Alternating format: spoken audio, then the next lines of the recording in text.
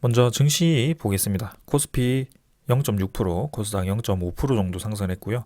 오늘은 왔다 갔다 하다가 크게 상승하지 않고 마무리한 것 같습니다.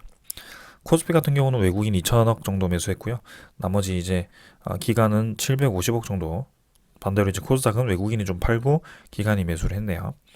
그래서 최근에 또 미국과 중국의 그 신경전이 굉장히 또 치열해지고 있습니다. 지금 이제 미국 쪽에서 중국의 그 동계올림픽을 보이콧하겠다라고 얘기가 또 나오면서 또 이제 보복전을 들어간다라는 그런 얘기도 있고요. 그다음에 중국 쪽에서 그 뭐죠? 그 히토류를 또 이제 사기업을 또 국유화 시킨다고 해가지고 그 히토류를 또 무기로 하는 그런 또 움직임이 보이고 있습니다. 그리고 뭐 러시아가 우크라이나를 침공한다느니 뭐 중국이 대만을 침공한다느니 점점 이제 세계가 또 정세가 복잡해지고 시끄러워지고 있습니다. 그래서 사실은 이 주식 시장이 올라가기에 좋은 흐름은 아니거든요. 지금 전체적인 분위기 자체가 그 다음에 그 유동성 자금이 많이 풀렸다가 이제 빨려 들어가기 시작하니까 전체적으로 좀 그런 부작용들이 하나둘씩 나오기 시작한다는 거죠. 헝다 그룹도 사실 파산 위기가 있지만 일단 억지로 그 중국 정부 차원에서 그런 도미노적인 파산을 막기 위해서 살려주고 있습니다. 네, 호흡기를 계속 달아주고 있는 거예요. 그래서 지금 뭐 헝다 그룹은 크게 위기를 못 느끼고 넘어가고 있지만 혹여나 또 이제 금리 인상이 진행되었을 경우 어떤 부작용이 나올지는 아무도 알지 못합니다. 그래서 우리는 이런 전체적인 흐름 자체를 읽는 것이 굉장히 중요하고요. 지금은 사실 무리해서 투자할 때는 사실 아니라고 봅니다. 그래서 그런 가치를 볼 수 있는 그런 종목 위주로 투자를 하라고 거의 뭐 한 달 내내 말씀을 드리는 것 같고요. 네, 꼭 그렇게 하시길 바랍니다. 지금은 뭐 이게 애매하게 올라간다라고 따라가거나 내려간다라고 해서 그냥 팔아버리거나 이렇게 왔다 갔다 해버리면 진짜 돈을 잃기 쉬운 그런 장입니다. 왔다 갔다 하거든요. 이 시장 지수만 보더라도 계속 왔다 갔다 하잖아요. 근데 이런 흐름을 잘 타시면, 네, 그런 고수분들이 있다면 그렇게 하시고요. 그런 이제 흐름을 한번 잘못하면 완전 반대로 돼버리기 때문에 돈을 잃기가 엄청 쉽다라는 거죠. 그래서 그런 점 주목하시고 대응하시면 될 것 같고요. 저는 증시를 그렇게 그리 좀 긍정적으로 보지 않습니다. 지수 차트 모양도 그렇고요. 사실 반등을 하긴 했습니다만 이 정세 자체가 굉장히 좀 이제 에너지가 한번 폭발하기 위해서 좀 응축이 되고 있다라고 할까요? 코로나로 인해서 좀 간질간질했던 그런 분들이 좀 많은 것 같습니다. 그래서 좀 불안합니다, 사실은. 네. 무슨 일이 일어나도 한 번은 일어나지 않을까라는 생각으로 기다리고 있고요. 뭐 코로나는 이제 종식이 될 수도 있겠지만 오미크론에 대해서도 좀 더 눈치를 봐야 되는 그런 상황입니다. 그래서 섣불리 지금 뭐 한 방향을 잡고 말씀드리기보다는 지금은 조금 조심을 하면서 계속 숨죽이고 그냥 지켜볼 때다 그렇게 말씀을 드리겠습니다. 자, 그다음에 금액적으로는 외국인 투자자 그래도 계속해서 이렇게 들어오고 있고요. 코스피 지수에 최근에는 삼성전자를 비롯해서 반도체 종목 위주로 조금 상승이 나오고 있는데, 네, 반도체 종목도 한번 제가 관심을 가져보겠습니다. 그다음에 코스닥 이렇게 또 월봉 플러스로 되었고 코스닥도 마찬가지 왔다 갔다 하면서 뭐 크게 방향이 없습니다 지금. 그래서 여기서 언제든지 내려갈 수도 있고 언제든지 올라갈 수도 있습니다. 그래서 한 방향을 확신해서 생각하기보다는, 네, 좀 여러 가지 변수를 생각하셔서 네, 분할해서 투자를 하시길 바랍니다. 외국인과 기관 이 투자자가 지금 믿을 만한 이 수급이 아니거든요. 네, 언제든지 나갈 수 있기 때문에 크게 믿지 않고 가겠습니다.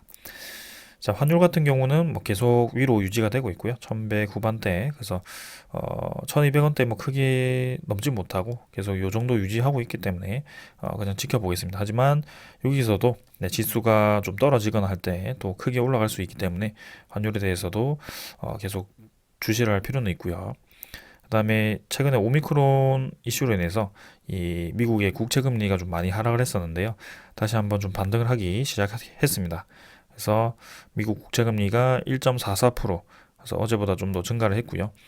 이 정도 라인에서 확실히 이제 자리를 잡고 더 떨어지진 않네요. 그래서 이제는 금리 인상에 대해서도 어느 정도 생각을 해야 됩니다. 그 경기가 이제 세계적인 경기가 회복이 되면서 인플레이션으로 자꾸 방향을 가게 되면 결국에는 금리 인상을 할 수밖에 없는 상황이거든요. 그렇게 되면 이제 지수에서 주식이라든지 그런 위험 자산으로부터 돈이 회수가 될 겁니다. 그런 단계가 서서히 진행될 거기 때문에 우리는 뭐 섣불리 판단하기보다는 그냥 지금은 지켜보자 뭐 그런 생각이고요. 일단 선물 자체는 다 좋네요. 플러스로 유럽, 미국 할 거 없이 다 이제 좋게 진행되고 있기 때문에 네. 이번 옵션 만기일 12월 또 9일이죠. 목요일에 진행되는데 우리나라 증시는 또 어떻게 움직일지 한번 기다려 보겠습니다. 자, 오늘 이 정도로 지수 보고요. 네, 종목 보도록 하겠습니다. 안녕하십니까. 레필입니다. 네, 12월 7일 두산 밥캣 보도록 하겠습니다. 자, 두산 먼저 보겠습니다. 최근에 이제 두산을 제가 또 다루지 못하다가 시간이 없어가지고 지금 또 다루게 되었는데요. 500원 정도 하락해서 11만 4,500원. 그래서 두산 같은 경우는 한번 이제 크게 하락을 했고요. 두산중공업이 네, 같이 좀 유상증자 발표와 함께 좀 하락을 하면서 또 이렇게 두산 자체도 좀 하락을 했습니다. 그래서 두산 자체는 뭐 괜찮다라고 저는 보고 있고요. 일단 크게 본다면 이때 이제 아주 크게 한번 상승했습니다. 그때는 두산중공업과 그다음에 그 두산중공업이 이제 미국, 한국, 그죠? 원전에 대한 그런 소식과 그다음 합병에 대한 이슈 그것 때문에 이렇게 유동성 확보로 두산 자체가 또 이렇게 많이 올랐고요. 그 이후로 크게 하락하고 좀 횡보를 했습니다. 그리고 이제 고점 라인 뚫고 한 번 더 상승했다가 이제 고점 라인 지지하는 그 라인을 형성을 좀 했는데요. 엄연히 따진다면 이제 11만 4천 원 정도? 네, 이 정도가 이제 딱 지지 라인입니다. 근데 한 번 더 이탈을 해서 61선 받치면서 좀 이제 반등을 했는데요. 자, 여기서 이 라인 자체 유지하면서 21선 태우면서 또 진행된다면 괜찮을 것 같습니다. 자, 두산은 지금 계속 좋게 보는 이유는 일단 두산 자체는 원래 고배당주였습니다. 근데 최근에는 그룹 자체의 그런 유동성 확보로 인해서 좀 이제 배당금이 많이 줄어들긴 했는데 연말 시즌에 또 배당금 이 배당금을 받기 위한 그런 유입이 많이 되잖아요. 그래서 두산 그룹도 사실 두산 바퀴도 괜찮을 겁니다. 근데 일단 최근에는 좀 하락을 했는데 투자자를 한번 보겠습니다. 이 두산도 사실 두산중공업과 비슷하게 투자자가 주로 기관이 들어올 때 좀 많이 올라가는 그런 경향이 있었습니다. 근데 기관이 매도했을 때 좀 많이 내려가는 경향이 있거든요. 그래서 두산도 사실 제가 1년 전쯤 그때 해가지고 한 몇 개월 정도 봤습니다. 네. 5만 원 정도부터 해서 좀 리뷰를 하다가 10만 원 넘어가고부터는 리뷰를 안 했는데 다시 또 이렇게 관심을 좀 가지게 되었고요. 기관 같은 경우는 네, 투신, 보험, 그다음에 뭐 연기금 이렇게 매수를 해주고 있습니다. 그래서 주가가 좀 높기 때문인지 크게 뭐 거래량도 없고 그다음에 이 세력들도 많이 매수를 하고 있지는 않습니다. 거래량 보시면 아시겠지만 1거래량이 거의 10만 주 미만인 날도 많고요. 거의 10만 주대가 많은 거래량입니다. 그래서 활발한 거래가 일어나는 종목은 아니지만 확실히 한번 힘 받으면은 묻지마 상승을 하는 그런 종목이기도 하죠. 그래서 일단은 지금 이제 자리를 잡고 반등을 준비하는 기간이다. 뭐 그렇게 보시면 될 것 같고요. 월봉을 보았을 때는 사실 두산 같은 경우는 꽤나 이제 오랫동안 행보했던 이 구간까지 많이 회복을 했습니다. 그래서 많이 올라왔고요. 이전에 그 옛 명성을 위해서는 이제 30만 원까지도 바라볼 수 있는 자리이긴 하지만 네. 천천히 한번 보겠습니다. 이거는 이때도 이제 두산중공업과 두산 해서 이제 두산건설까지 해가지고 두산그룹 자체가 굉장히 잘 나갈 그때이기 때문에 좀 그렇긴 했지만 지금도 사실 두산 이 그룹 자체가 많은 이제 뭐죠? 보유사들을 좀 지분을 매각하고 그래서 이제 유동성 자금을 확보하고 이제는 그 재무 구조가 좀 많이 개선이 되었다라고 평가를 받거든요. 그래서 기사를 또 한번 보게 되면 두산 네, 구조조정 마무리 수순 해가지고 최근에 이제 증권사들이 계속해서 두산을 목표가를 상승시키고 있습니다. 그래서 불확실성이 해소될 것으로 이제 전망을 하고 목표 주가를 기존 11만 3천 원에서 15만 3천 원으로 상향을 했습니다. 그리고 투자 의견은 매수고요.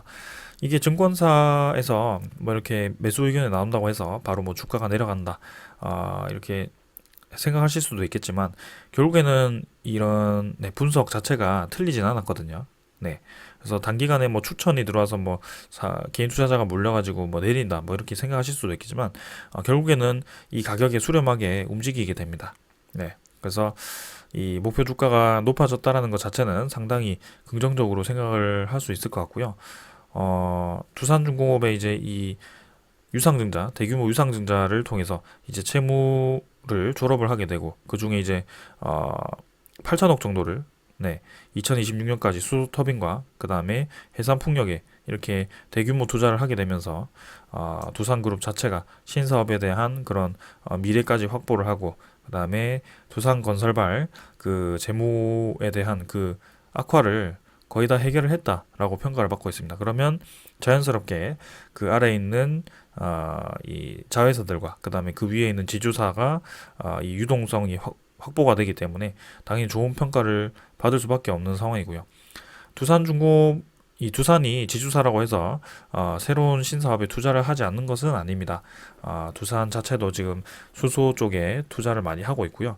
수소 모빌리티라든지 아니면 로봇 쪽 혹은 그 다음에 원자력을 통해서 또 수소를 그린 수소를 생산하는 뭐 그런 기술들을 많이 MOU를 체결하고 개발을 직접 진행을 하고 있습니다. 그래서 어, 두산 자체가 저는 상당히 이제 다시 한번 힘을 받을 가능성이 크다라고 생각을 하고 있고요. 이게 힘을 받을 때는 아무래도 이 그룹주들이 모두 다 같이 좀 상승을 하지 않을까. 뭐 그렇게 생각을 합니다. 그래서 사실 이렇게 네 개를 같이 하고 싶지만 리뷰를 하고 싶지만 좀 시간이 많이 걸려가지고 이렇게 분할해서 좀 쪼개가지고 리뷰를 진행을 하려고 합니다. 아무튼 두산도 저는 상당히 긍정적으로 바라보고 있고요. 이 10만 원대에서 한번 이제 낙폭을 주고 다시 한번 이제 올릴 수 있는 그런 자리를 만들었다라고 평가를 하겠습니다. 그래서 15만 원까지 목표가가 나왔는데 그 이상도 저는 가능할 수 있을 거라고 보고 있고요. 네, 두산 중공업과 그다음 두산 퓨얼셀, 두산 팝켓에 대한 그 미래성은 굉장히 좋기 때문에 그 옛 전성기를 또 노려볼 수 있을 만한 그런 자리라고 생각을 합니다.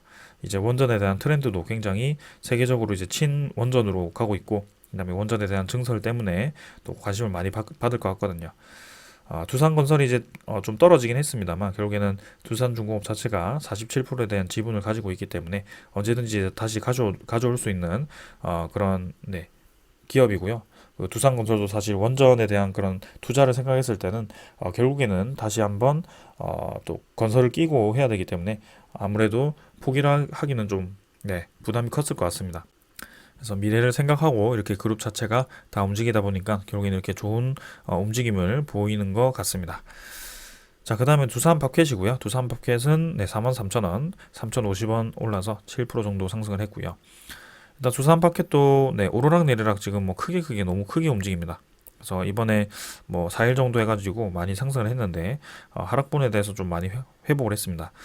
자, 일단 두산 팝켓도 사실 두산 그룹의 그 재무 조정이죠. 재무 구조가 이제 개선이 되면서 거기에 대해서 긍정적인 평가를 받았거든요. 그래서 두산중공업 아래에 두산밥켓이 있기 때문에 그 두산밥켓의 수익 구조가 이 두산중공업에 계속 이제 빨려 들어가는 그런 수익 이 구조다 보니까 사실 이제 자회사 입장에서 많이 부담스러웠을 겁니다. 근데 두산중공업 자체로 이제 1조 5천억이라는 그런 신사업 투자비까지 포함한 그 금액을 이제 유상증자를 받다 보니까 이제 그 자회사들도 네, 현금에 대한 그 부담감이 없어진 거고요.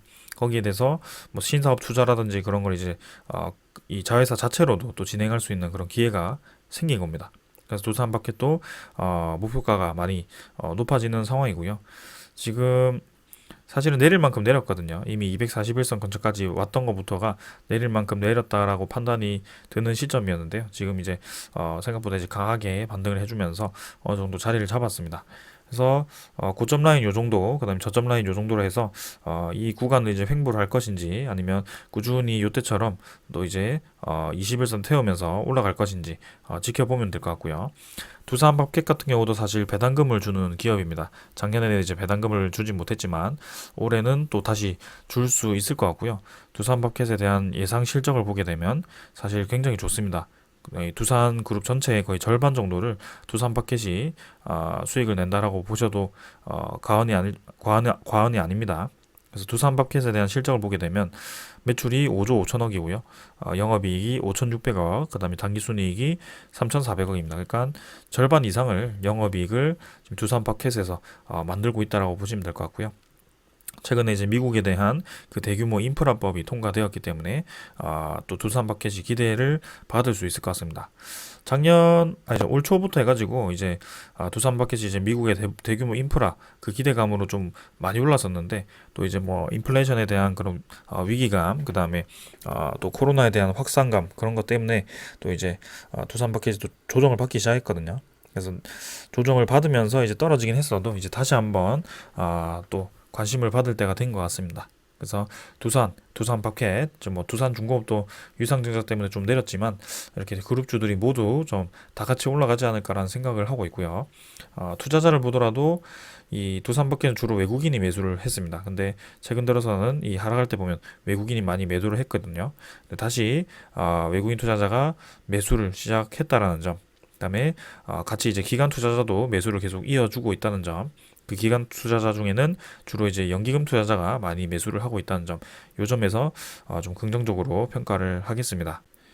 자, 그래서 두산버켓도 꾸준히 좀 우상향으로 이제 틀어준다면 저는 적어도 이제 전고점까지 한번 크게 올라가 줄 거라고 저는 생각을 하고 있고요. 5만 원대 넘어서 이제 6만 원대도 가능하지 않을까라는 생각입니다. 일단 이 두산버켓 같은 경우는 아무래도 산업 사이클을 타게 됩니다. 뭐 두산중공업이라든지 뭐 두산 같은 경우는 뭐 수소 테마를 타고 이제 신성장 포트폴리오가 가능하지만, 두산버켓 같은 경우는 사실 뭐 그런 신성장이라기보다는 기존의 그 건설업 관련해서 혹은 인프라 관련해서 증설에 대한 그 수혜를 받기 때문에, 그런 증설이 일어난다면 이제 또 크게 올라가고, 증설에 이제 또 투자가 침체가 된다라고 한다면 또 내려가는 그런 사이클을 타게 됩니다. 그래서 분명히 이제 중장기적으로 계속해서 올라간다라고 말씀드릴 수는 없지만 어느 정도 사이클을 타고 있고, 지금은 두산마켓에 충분히 조정을 받았고 이제 다시 반등할 만한 그런 자리가 만들어지고 있다라고 보시면 되겠습니다. 그래서 뭐 배당금 혹은 뭐 그렇게 좀 단기적인 수익을 원하신다면 이 두산마켓도 어느 정도 자리를 잡고 괜찮을 것 같습니다. 이제 241선 근처까지 주가가 어느 정도 횡보를 많이 했고요. 21선 태우면서 위로 올라가는지 좀 주목을 해보도록 하겠습니다. 자, 오늘은 요 정도로 보고 마치고요. 두산과 두산마켓은 또 시간이 나면 또 계속해서 리뷰를 관심을 가져보도록 하겠습니다. 자, 오늘 여기까지 하겠습니다. 감사합니다.